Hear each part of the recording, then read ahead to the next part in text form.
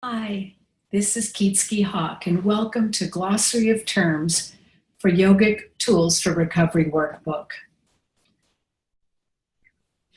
I recorded this webinar earlier today, and unfortunately, there was a technical difficulty. I'm trusting that that will not be the case right now. It's the third time. So I need more than anything now to begin with the breath. And we always begin with the breath in yoga classes. We use breath in the yoga and recovery meeting on Sundays. And we use breath between each person speaking at Y12SR. The breath is a way to reset the brain and the nervous system. So I'm going to do that right now so that I can be in this present moment with you today. Inhale. And exhale.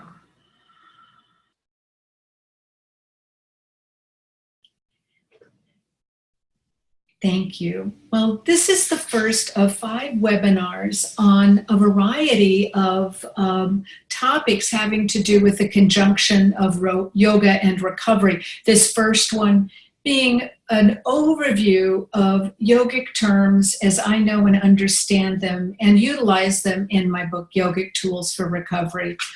I wanted to have a little webinar that would give everyone a chance to ask questions about the tools, the words, pardon me, and prepare in advance for the weekly step meeting that In the Rooms is hosting for me on Thursday nights at 7 o'clock beginning next week. So this is a broad overview of yogic terms. This is not a deep dive into any of these. Actually, and frankly, a deep dive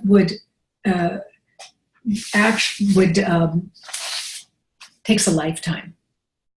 In any one of these, there is levels of discernment and investigation that it can be very personal and is universal.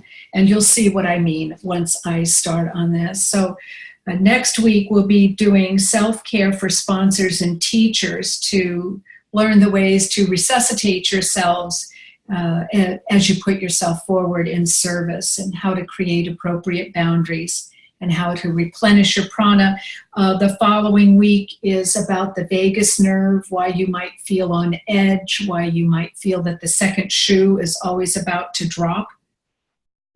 And then after that, we go into the chakras and how an awareness of the chakras can benefit your recovery, and how your recovery can benefit your understanding of the chakras. And finally, we conclude with yoga and recovery using the koshas for healing. And at the end of that webinar, I will also send out a link for a free book using the koshas for healing. So without further ado, I'm going to go into this topic, the glossary of terms. And since there's no one here online, I'm not going to state how to communicate while you're on this platform. I'll do that next webinar to let you know how you can ask questions and make comments while the webinar is in process. So I introduced myself as a woman in recovery, as an author, as a yoga teacher, as a webinar neophyte, and I'm a friend. I used to be in the profession of being a certified public accountant. I used to work for large corporations, and before that I worked for small businesses. And, in recovery, we have many lives, many chapters to our lives. And the many lives that I have lived have contributed to my enthusiasm for this topic. It has given me a greater understanding about how my youth, my childhood and youth, impacted me, body, mind, and spirit. how and why addiction ended up being a solution, how addiction ran its course, and how rich a life in recovery I have been able to experience. I'm hoping that learning a little bit more about these tools and these terms and these bits of philosophy from yoga can help you too investigate your recovery a little bit more deeply, develop perhaps a little deeper affection for yourself, and have new ways of looking at what your life has brought you to and the riches that you have to mine in your recovering life. So I'll go over the phrases I'll be defining in a moment, and please, as I mentioned at the very beginning, please communicate with me on Facebook or Messenger or on my email. Please reach out in some way if you have questions or if you have some confusion or if I have been unclear or if something that I have said maybe conflicts with an understanding that you have. This is not a deep dive into the concepts, but an opening into them. Perhaps a little bit to whet your appetite so that you may become more curious. So the terms that we're going to cover, you just look at that and you go, oh my God, there's a bunch of letters, and I don't get that. And neither did I. When I first took my yoga teacher training, evidently there was sincere doubt as to whether I would complete the course, and if I were to complete the course, if I would be able to successfully pass the final exam, and if I would even leave the training with a full understanding. So that was after 200 hours of official training and many, many hours of tutoring. So this didn't come to me naturally. I was very absorbed in the idea that all of these things interrelated, and their interrelation confused me to the degree that I wasn't able to look at them separately. So I ask you today to listen to each one of these separately, and you yourself will draw lines in your mind between these, and maybe, again, that will whet your appetite for further investigation. So the gunas. What are the gunas? The gunas are qualities. That will be the next slide. So it's kind of, I'll do a deeper dive, as I said, into the gunas. We'll talk about doshas, kleshas, koshas, samskara, the yamas, the niyamas, and the chakras. Gunas are qualities, doshas are characteristics, and the gunas and the doshas are aspects that exist in all of them, in all of us. We have them in our constitution, we have them in our emotional landscape, we have them in our intellectual pursuits, that the gunas and the doshas are all pervasive through all people. Although each one of us may exhibit one of the gunas more than another at any certain time, and each one of us has his or her own assemblage of doshas that make up your personal character. The kleshas are universal sufferings. They're timeless, and they exist to a greater or lesser degree in our daily lives, depending on our awareness and what remedies we choose to address them. The koshas are the layers of our being. Think of them as 5 nesting Russian dolls over the 6th little tiniest bean of a doll, which is our Atman, our spirit. Samskara is the habituated tendencies and responses that we have to life as a result of our life experiences, and perhaps due to the experiences of our family, our background, and even our society. The yamas are our restraints, the niyamas are our observances, And the chakras are our energy wheels or fields that reside inside of us.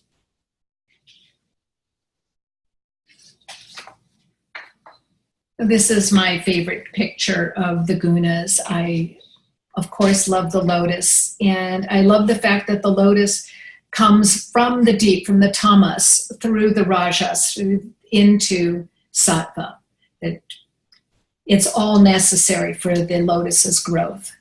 So tamas is that thickness, laziness. It's here at the bottom of the image, aligned with Shiva, the destroyer, the destroyer that is also the transformer, that something old has to die for something new to be born. So tamas can be experienced as laziness, materiality, inertia, darkness, heaviness, staleness. You might think of even depression, some thickness. It is the depletion of our prana. It's the energy leading to decay, disintegration. Think of denial even as that heavy, obscuring quality. We don't know what denial, that we've been in denial until we look back at it. So it's very, very dark and lacks the quality of self-examination. So also, if you would think of a non-binary world where things are either good or bad, dark or light, positive or negative, you could look at this as also this tamasic heavy energy, that of rest and rejuvenation. So a seed needs to kind of decay, the outer shell needs to break apart a little bit before the little sproutling can pop out. Rajas, this second layer, with Vishnu, the preserver, that quality of the Brahman, of the preserver is aligned with change, movement, action, creativity, energy. It's energy in its raw state. So this movement can be the beginning of clarity, perhaps this movement of a spiritual awakening.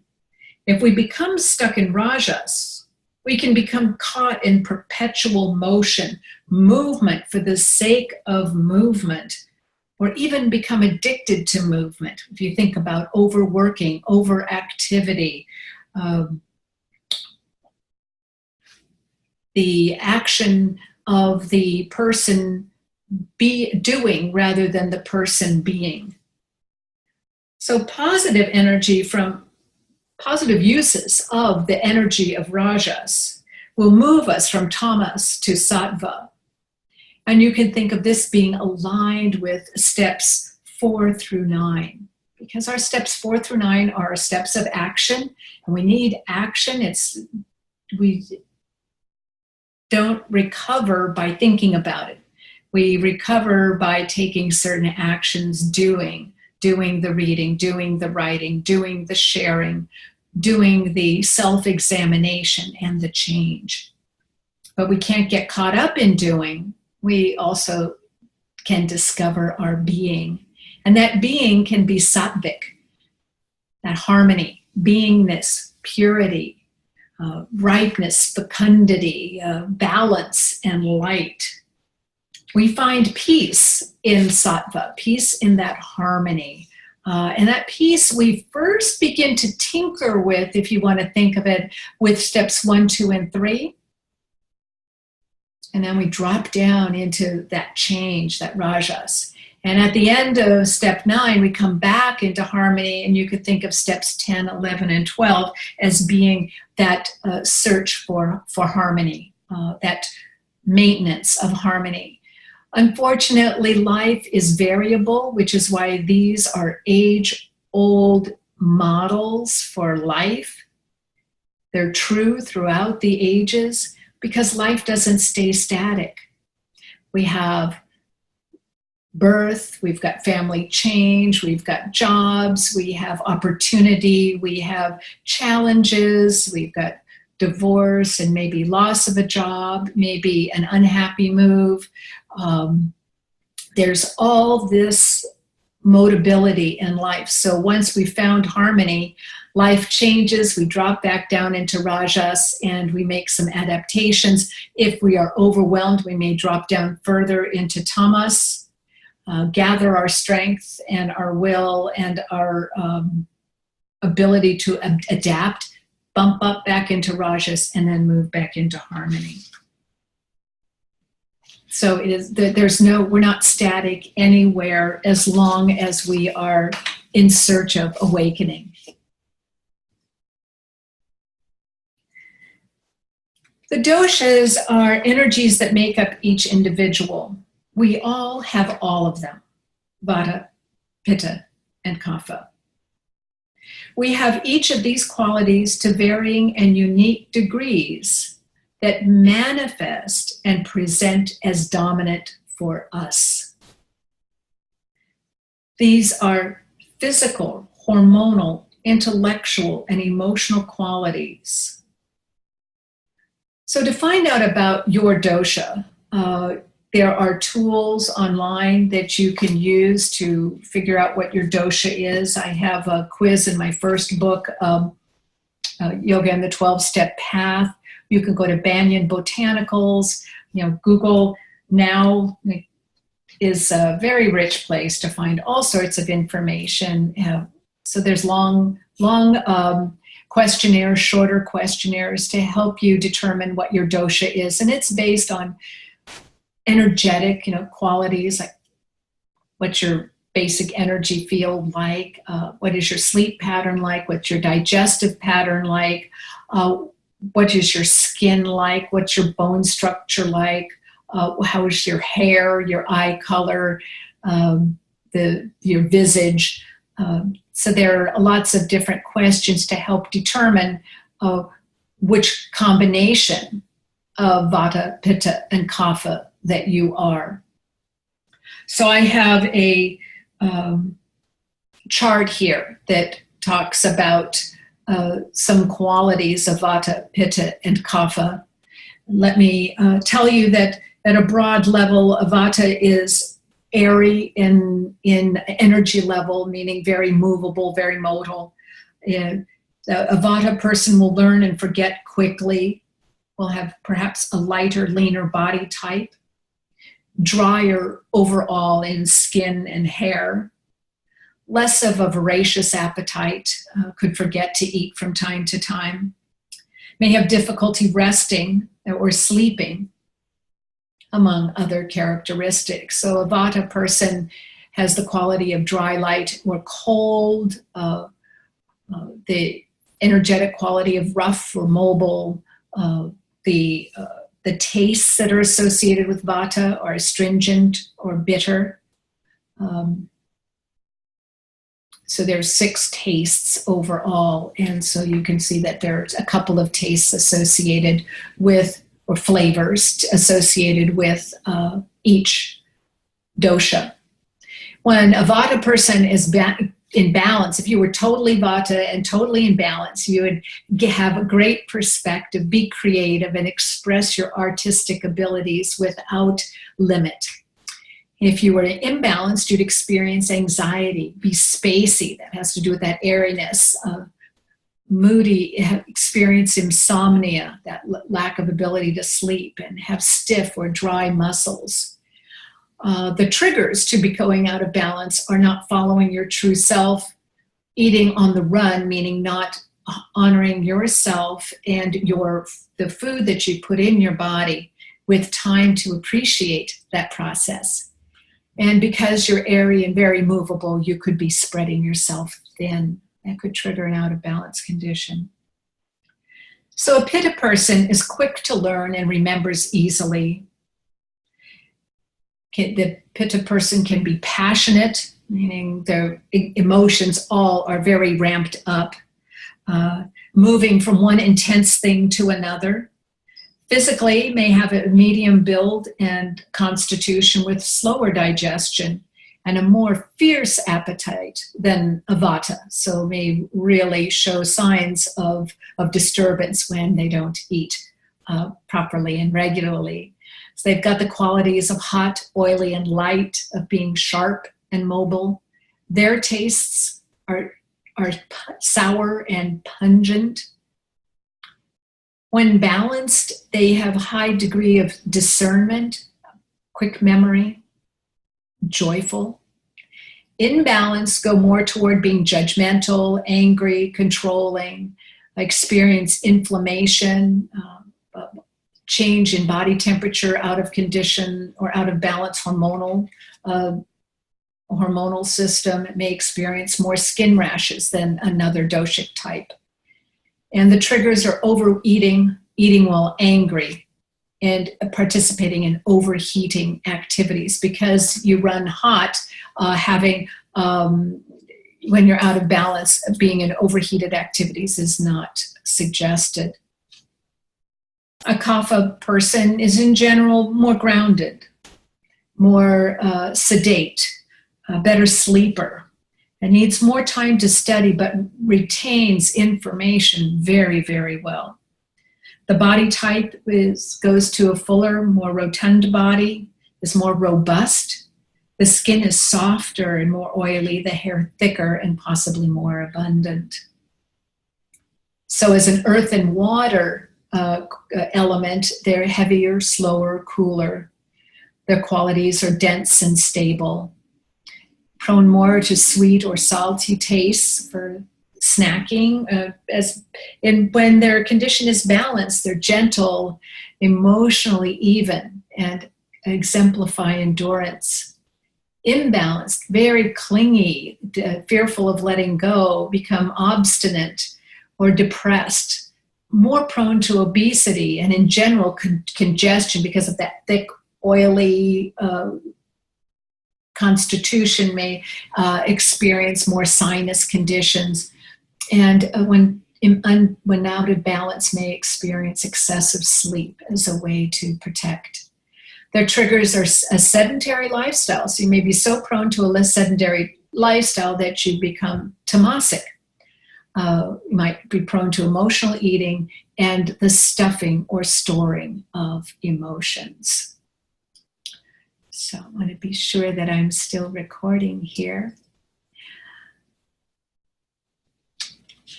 So again, these are generalizations, and even when you take a dosha test and may figure out that you're a vata pitta or a pitta kapha, in order to find out the so what, pardon me, you may wish to go to an Ayurvedic specialist who can help determine for you what a activity level, nutritional guidelines, and yogic practice are best to bring you into balance.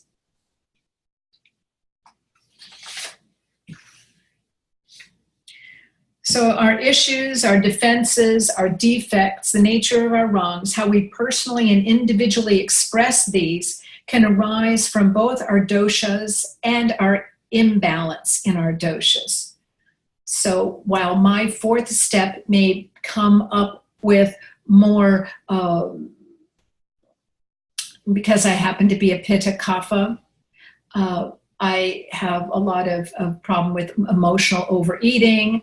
I tend to be very, very busy, perhaps not doing anything, but tend to be busy and not take time to reflect and to resuscitate and to create boundaries and to be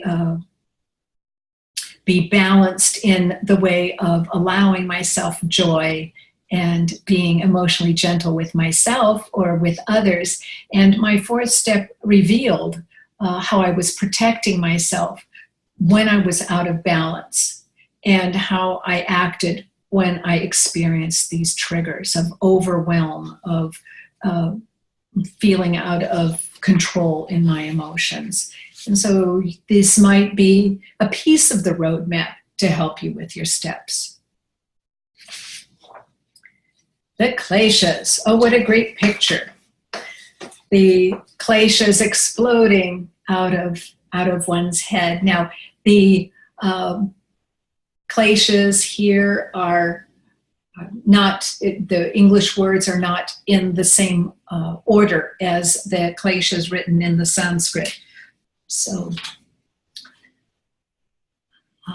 but I will help draw the lines between the two. So the kleshas are my go-to assessment tool for my 6th and 7th steps. The kleshas are the model for our pain and suffering. They're called the obstacles. Again, eons long ideas for what plagues us as humans. We as recovering addicts may experience these obstacles, as we say, on steroids. We may experience them to a very large and intense degree. So they may pop up for us, obviously, and sooner than perhaps for Earth people. Now, I don't know because I haven't been an Earth person, but these are true for all of us, whether or not we are in recovery. Let me talk about them a minute. So we have avidya, which is our ignorance. Here the word is ignorance, our non-knowing of our true nature, of being, living in an illusion, mistaking wrong thinking for right thinking. We may see the impermanent as permanent. It's always going to be this way. But this ignorance of reality as reality is certainly informed my addiction. You know, I thought things were fine when they weren't. I thought I could control it when I couldn't. So this ignorance fed these other 4 false thinkings. So asmita is our ego. So now we're jumping over to the other side, our false identity. It's the over-identification with the me, the mine, the I, the roles I play, the things I do. Whether I am on the ego side of Her Majesty or on the ego side of the baby, I am puffing up to a degree what I think of myself and identifying exclusively with my role or a part of my identity as I see it. So I could be my job, I could be my relationship, I could be the one. I'm the only one who can rescue someone. I'm the only one who can step in and help this person. I'm the only one, fill in the blank. Or looking at my ego as being exclusively a mom. And so when my children left home and I was the mother to absent children, I didn't know who I was. Who am I if I'm not this doing person in relationship to my children? Who am I if I'm not an addict? Who am I if I'm not the person who can excuse herself because? Who am I if I'm not a CPA? Who am I if I'm not working in a certain place? So this is not to be confused with the rooms of recovery that advise us that it is it's a selfish program. It is indeed a selfish program in that I can only do it for myself. I can only take my own steps, and I can only make changes in myself. And I need to learn to take care of myself in the sense of having boundaries and to operate only within my values, not within what I think your values for me are. Raga is right there in the center. It's attachment to people, places, and things, my attachment to my desires, to perfectionism, to pleasure, to a quick fix. It might even be attached to my opinion so much that I can't hear another opinion. I can't let in another point of view. It can also be translated into craving, and I just mentioned attachment to pleasure or to a quick fix, and my craving for either sugar or for alcohol or for drugs or for him or for her or for your good feelings about me, whatever my attachment is, it's going to cause me suffering if I identify by that attachment rather than holding that attachment loosely.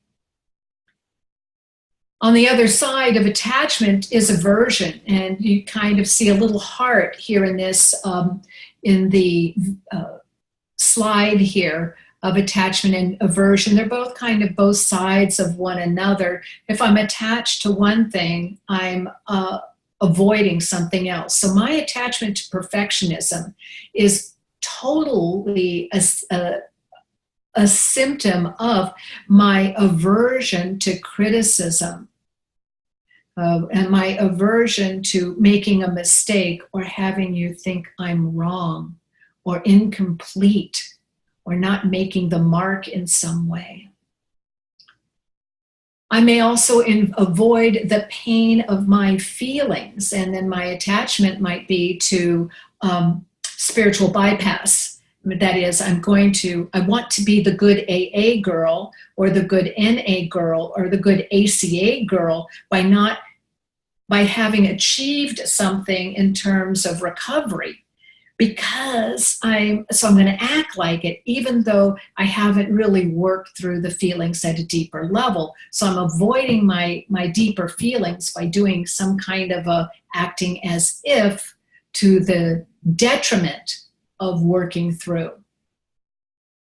And finally, fear, abhinavesha. It's not just fear of death as it might be written in the sutras. It's also fear of death of a role that I might have, or fear of change, fear of success as much as fear of failure. We say in the program we are plagued by 1,000 forms of fear. So we cling to the way things were to avoid that which the false ego believes to be true. We want to stay in a rut. At many meetings, we talk about change as a topic because change is so fraught with fear. As someone who comes from an adverse childhood, change means the unknown, and the unknown is a very fearful place to be. I need to know what's going to happen next. So there's many, many forms of fear. And while, yes, trust and faith and belief in a higher power gives us some medicine for the fear, it doesn't necessarily erase it. So going through the issue is the only way to really come to terms with the fear.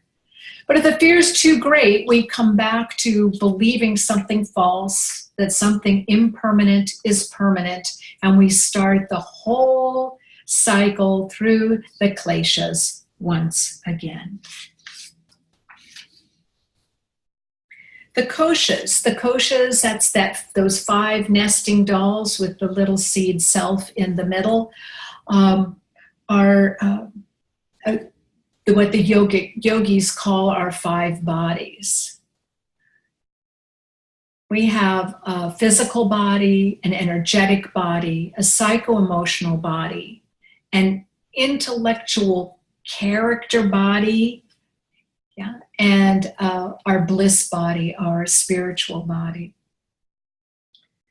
So these are 5 progressively more subtle bodies in ourselves that compose our personalities. And you see the line here at the bottom of this slide, moving from the Annamaya kosha, which is the physical body, toward the most subtle. And the most subtle is the most ethereal, if you will, most spacious part of our body. So while it's the innermost body, it is the most spacious of all.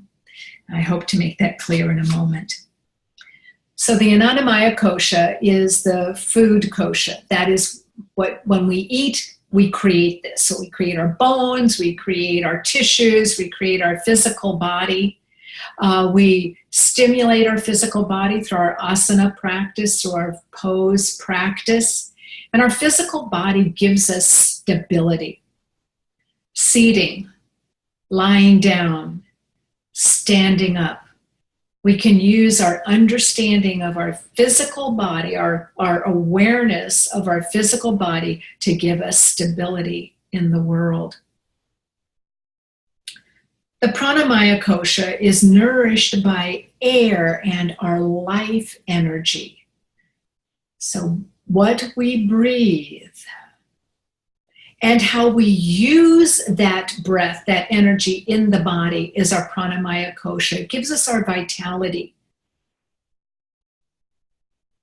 When we have kinks in our energetic hose, that's how I put it, when we have, twisted the hose to some degree that even the breath we bring to our body may not move through the body, and through the body may not have the opportunity to nourish all of our cells. And I'll come back to that in a minute. The Manomaya kosha is created by thought energy. So this is where our life experiences, our impressions, and our memories come from. I call this the psycho-emotional body. It's not just the mind, but how our emotions or our psychology evinces or projects our mind. Because what's happened to us, how we have interpreted what's come into our lives, are the impressions that our life circumstances had made for us, colors our emotions and how we express them. So it is our mental mind, but it's also our emotional mind.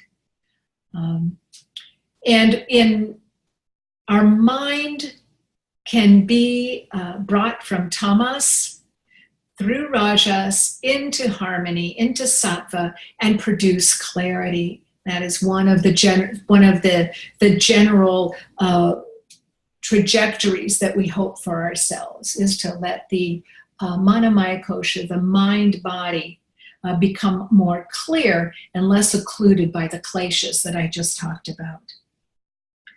The Vijnana Maya is our character, our intellect, that wisdom body, that part that is embodies our ethics and our values. It is that part of us that allows me now to reflect on the fact that I have other parts. So I'm using this intellectual body to create concepts around information that I'm receiving, to run through the gates of true, not true, understood, not understood, using my felt sense to say, yes, this feels right, no, this doesn't feel right, or to say, I'm curious, or that we have that mind that begins to allow us to see what the Manomaya kosha is telling us, what the Pranamaya kosha is allowing us to nurture with its vitality, and what the Anandamaya kosha, our physical body, is telling us in terms of our interoception and our neuroception. A lot more about that in further, in the vagus nerve, Why Are You on My Last Nerve webinar, about what our energies can do and why our mind is one of the pivotal parts, along with the body, in unkinking the energetic hose. Anandamaya, I just love the word Ananda. And Ananda used to be, this will date me, used to be a very popular name for kids when I was in my 20s, and in the people that I hung out with who were, guru following people, that Ananda, bliss, what a great name. So it's our bliss sheath. It is that spacious part that allows us to connect with the universality of all beings, connects us with our higher power. And that higher power is bliss, is joy, is divine connection. It's spirit, connection with our higher power. All of these bodies together integrate, work one with the other, and are a covering for our seed self, our Atman, our true self. So these are the koshas. On to samskara.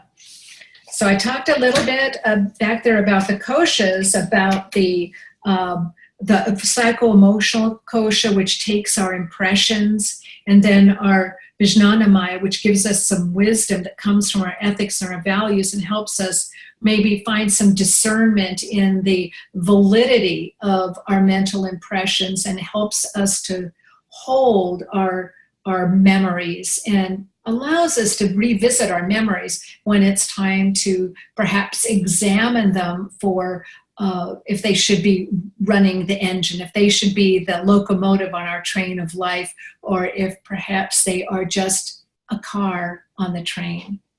So the samskara is the pattern of our conditioned responses to life. So if you're using a binary view, you can think of samskara as positive or negative. But mostly we experience them in the negative. Is that what seems to come up the most? Why do we come up with the negative more often? We're designed that way. It's life-saving. This was the way that we were created as creatures, and as all creatures are. I mean, a squirrel running along a fence pauses and looks around. One side, the other side, one side again, the other side again, heard a noise, does it again, 3, 4, 17 times before it scampers on, because it's designed to look for danger. So it hears a noise, it smells a scent, it sees a shadow move, checking it out, because its life depends on looking for obstacles. And so do we. Unfortunately, we have a much stronger visceral memory for the negative than we do for the positive. So our actions, enjoyments, and experiences leave their mark in the subconscious and unconscious mind in the form of subtle impressions or residual potentiality. These impressions are termed samskaras and are the roots of causing of the rebirth and re-experiencing of both pleasure and pain. A yogi dives deep inside and comes in direct contact with these samskara. As I would say we in recovery do, we jump into our samskara both in terms of the fourth step, or all three in the fourth step, in our sixth and seventh step. And then actually we continue a process of that by looking at the potentiality of developing more samskara when we do our 10th step daily review. We don't want our missteps during the day to become samskara, so we keep them at the surface and kind of come to terms with them before they have a chance to create deep wounds. In yoga, they call thought waves vritti. So the vritti, or the thought waves, arise in the mind ocean. We are thinkers. And sometimes we are addicted to our thoughts, meaning we are addicted to the outcome of our thoughts or the opinions or the worries that we create. And we go back to them again and again, shining them up and re-experiencing them frequently, which unbeknownst to us is developing a negative samskara. Every time you go back to a worry, that groove becomes deeper and deeper. The wound goes deeper and deeper, and we become a worrywart. So these thought waves operate for some time, and it's natural for me to think about, am I going to make my plane next Friday on time? Well, let me plan for the day to go a little bit more smoothly. Then I will for sure make my plane. Let me schedule a car to take me to the airport, and then I'll be sure to make my plane. I know, I'll pack the night before so I don't have a last minute anything to do. And then when the car comes in the morning to take me to the airport, I will be sure to make my plane. Done. That thought wave has come several times and it has allowed me to find some solutions. But if I get stuck in, I'm going to miss my plane, I'm going to miss my plane, I'm causing a samskara, a worrying to happen over and over and over again to wind myself up to possibly ruining 1 or 2 days before I even need to think about packing my suitcase, getting in the car, going to the airport, and making my plane. So it's natural for thoughts to flow through. It's when we just go over them and over them without resolution and push them down that they can become wounds. So from the surface of the conscious mind, where it's uppermost for some time, it sinks deep down into the region of the subconscious or subconscious layers of unconscious layers of the mind, or the chitta. So if you keep worrying, keep going over something in your mind over and over again, it will become part of your subconscious. Then you don't even know that it's operational anymore. Then it continues on to be a subliminal action and becomes a samskara, or impression, which means that I become anxiety driven and very nervous the day before and the day of my travel. But a conscious action, whether cognitive or affective, assumes potential, and the hidden samskara can come back up from below the threshold of consciousness. So there is a way to revisit that and heal your samskara. You can recall past experiences from the storehouse of samskaras in these layers of the mind. So, well, now I've told you what my story of going on the plane. If I didn't consciously adapt to the story and let it go, come up with all the resolution I could come up with that I could control, and then let it go, then I would continue on that, and then it would affect my behavior. It would pop up sideways. It could make me an anxious person, not just about this travel experience, but about all travel experiences, because I've developed an anxiety around travel that has become my samskara. So I had a mental reaction looking at these wheels on this slide. I had a mental reaction through some input from the outside and output from the inside. Even when I was talking about it, my breath became shorter, maybe my shoulders raised up a little bit, but I developed a cognition of it, and I was able to think about it a little bit and evaluate it, and so resolve it. But if you have a mental reaction that goes into a physical experience or response, then the knowledge may not loop you out of the samskara. It may just become deepened and buried in your memory, and then it will have an impact on the thoughts and that you have in the future about a similar subject. In doing the steps, there is that possibility of kind of scraping the surface the first time you do a fourth step, and you resolve what you're prepared to resolve at that time. Then you become a little bit more a little bit stronger, a little bit more grounded, and you're able to come down and go into a little deeper level of samskara. And when you're able to live with that level of cognition and resolution, you may then once again be able to drop down and scrape a little bit lower. So repeated experiences of the steps can help reveal samskara to you. And you are better able to deal with it when you have more tools. When fine samskaras come back up to the surface of the conscious mind in waves, when the past vrittis come back to the surface, by recollection, the process is called memory recall. And the revival of samskara induces memory or smriti. Memories cannot exist without samskara. The memories exist because they've been latched on to something that have developed this scar, if you want to say, this from the samskara. As I said, samskara can be good.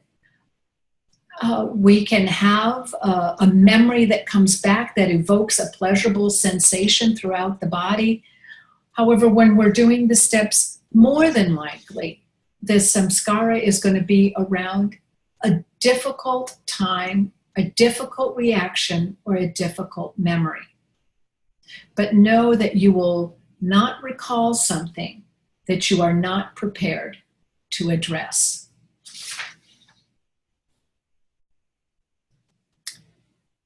The yamas. The yamas are the yogic rules for life. We have ahimsa, satya, asteya, brahmacharya, and aparigraha. So step 1 is strongly related to ahimsa, which is non-harming. You can see that multiple steps align with multiple yamas and niyamas, but I assert that we stop harming ourselves when we begin to practice abstinence or harm reduction in any area of our lives.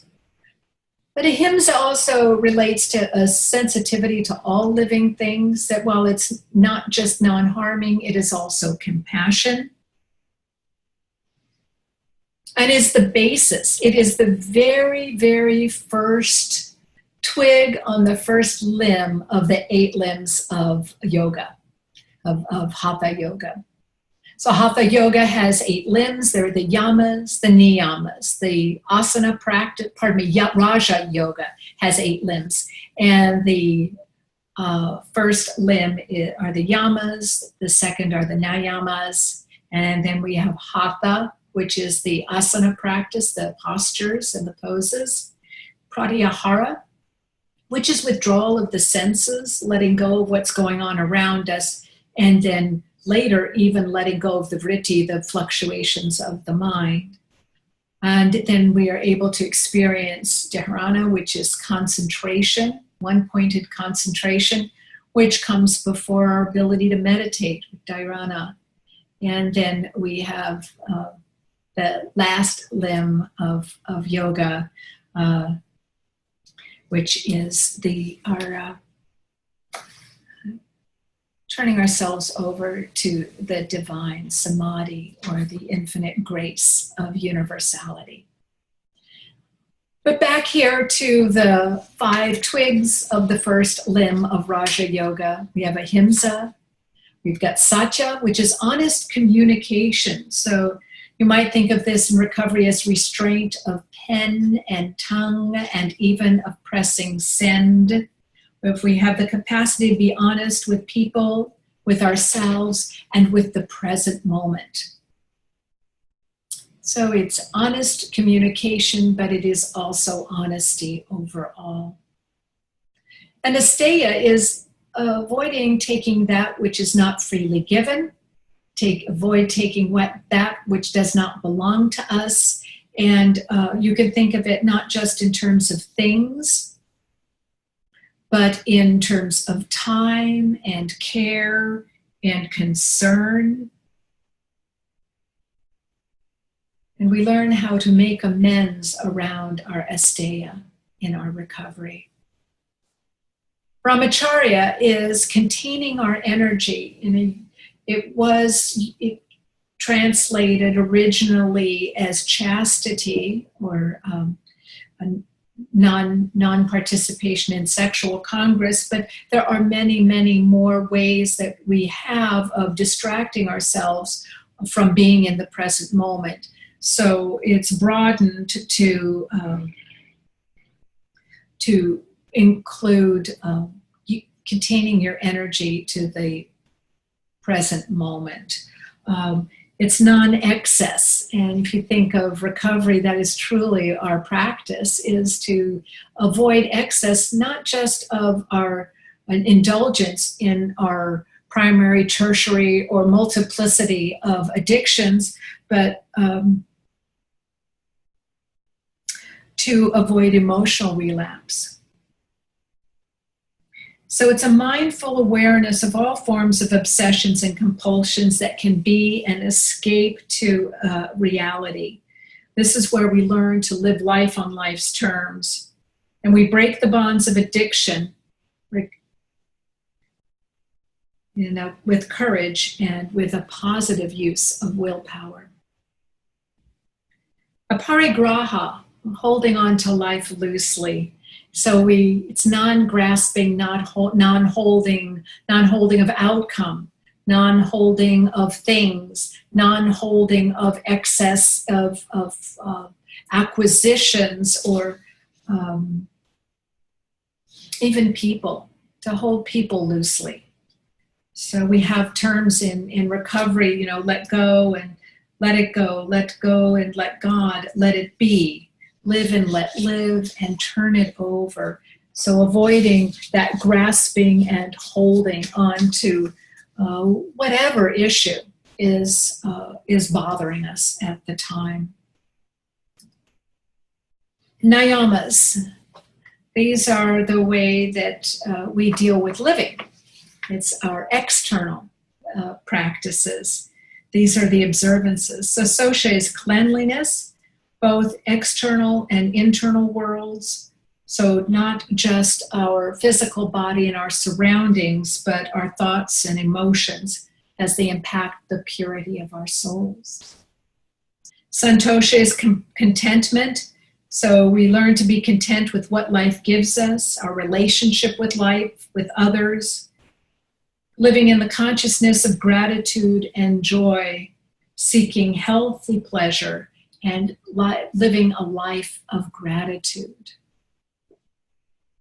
Tapas means heat, but also discipline. So in recovery, we say it works if you work it. So we have the discipline of changing, of annealing ourselves through positive action toward a more clear and loving lifestyle. We do the next right thing, even when it's hard. You do that which has a positive effect on your life, even when you don't want to. Svadhyaya is self-study, and we do this study through both looking back to life's lessons, but looking forward by doing readings and going to meetings and meeting with our sponsors and meeting with our sponsees. And yes, sponsees are a really rich and nourishing environment of self-study. I learn more about myself both through my missteps and my positive steps with my sponsees.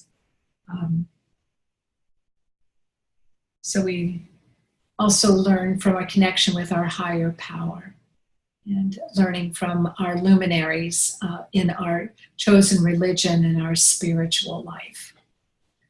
Ishvara Pranadhana is surrendering to our higher self. So I mentioned that Atman, our true self that's inside of us, and that true self is connected with all the true selves everywhere. And my higher power looks out for my true self individually, each true self individually, looking out for all of us individually and together. So we find joy in doing what's right with dedication and growth toward being our best enlightened self. And the chakras.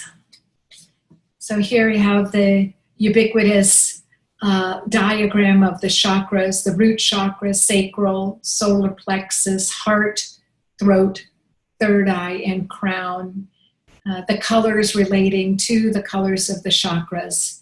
And they progress from basic trust through sexuality and creativity, through wisdom and power, love and healing, communication, awareness, and spirituality.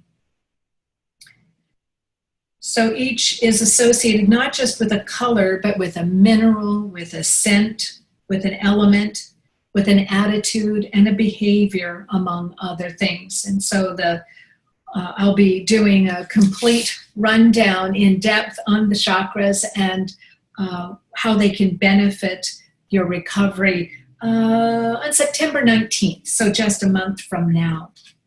But in the meantime, let me leave you with this on the chakras. It's just a small chart indicating the chakras from the base through the crown, reiterating the color that is associated with it, and then the steps as I see them being most closely associated with that chakra. And please know that you can certainly make a case for any step being associated with any of the chakras. This is just my take on it. So this is not the final answer. This is my answer. And then finally, excuse me, in the last column are the gifts of that chakra, the rights that it bestows upon us. So in our root chakra, I've aligned it with steps 1, 2, and 3. And the gifts of a balanced chakra is our right to be and a right to have. We deserve to be here on the planet, and we deserve to have and be and do enough. The sacral chakra is more closely aligned with steps 4, 6, 7, and 10. And the gift of that chakra is our right to feel. The solar plexus chakra, which is right below the rib cage, right there above the belly button, well, a couple inches above the belly button, that is associated with steps 2, 3, 7, and 11. And it gives us our right to act, to have, by not just by act, I don't mean to pretend, I mean to have an action to move out and interrelate with the world. And the heart chakra is associated with all of the steps, and it is our right to love and be loved. The throat chakra, associated with steps 5, 9, and 12, gives us our right to speak and to be heard, but also to listen and to hear. So both sides. The third eye chakra is associated with steps 4, 6, 7, and 10, and it is the gift of seeing patterns, of seeing relationships, of seeing our understanding, coming with that Vijnana Maya mind, that part of us that connects with the wisdom of the mind as well as the psycho-emotional mind. And the crown chakra, associated with steps 10, 11, and 12, is our right to know, the quality of knowing, our connection with how we relate to all and how all relates to all.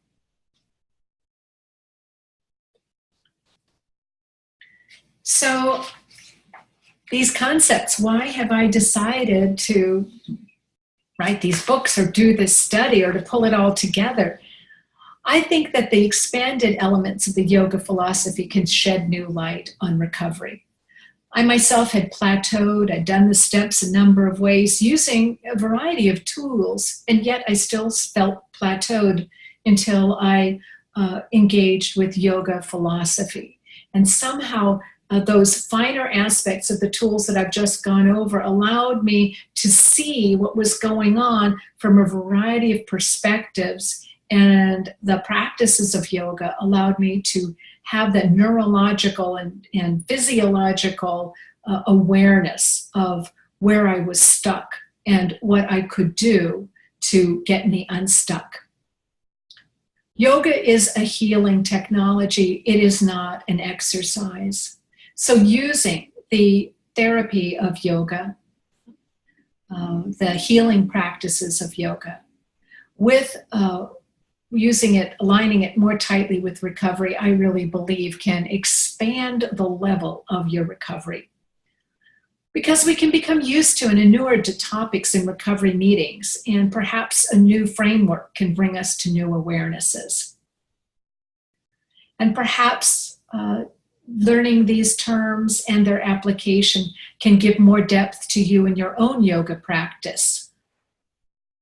So there may be other reasons why you would choose to listen to this and to go to the meeting and read the book. So finally here, mentioned at the beginning, if you got questions, comments, concerns, write me at kyczy@yogarecovery.com. I'll be sending out a downloadable link in a day. If you want to attend the other webinars, please sign up for them individually on my website, yogarecovery.com. I hope that this will become a useful tool and that it can help expand your understanding of yoga and enhance the depth of your recovery. Thank you for being here. Shanti Om. Kyczy.